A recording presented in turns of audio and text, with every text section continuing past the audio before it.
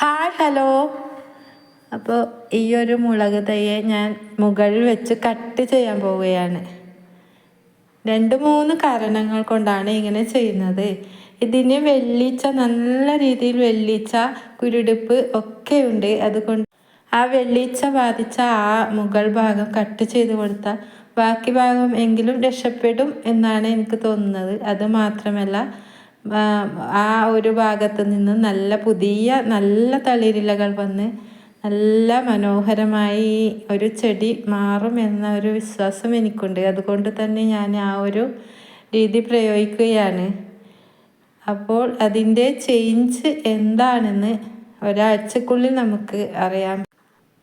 നല്ല ഒരു റിസൾട്ടാണെങ്കിൽ ഞാൻ ആ ഒരു ചെടിയെ ഞാൻ വീണ്ടും നിങ്ങൾക്ക് കാണിക്കുന്നതാണ് കേട്ടോ. പുതിയൊരു വീഡിയോയിൽ ഞാൻ ആ ഒരു ചെടിയെ വീണ്ടും കാണിക്കും. ചീര പറിച്ച് നടുന്ന ആ സമയത്ത് ഒരാഴ്ച രാവിലെ ഉച്ചക്കും വെള്ളം ഒഴിച്ചു കൊടുക്കണം. നമ്മ വെള്ളം ഒഴിച്ചു കൊടുക്കണം. രാവിലെയും ഉച്ചക്കും വെള്ളം ഒഴിച്ചു കൊടുക്കണം. അല്ലെങ്കിൽ അത് നന്നായി വാടിപ്പോയി ചെടി ശ്രദ്ധിക്കേണ്ടത്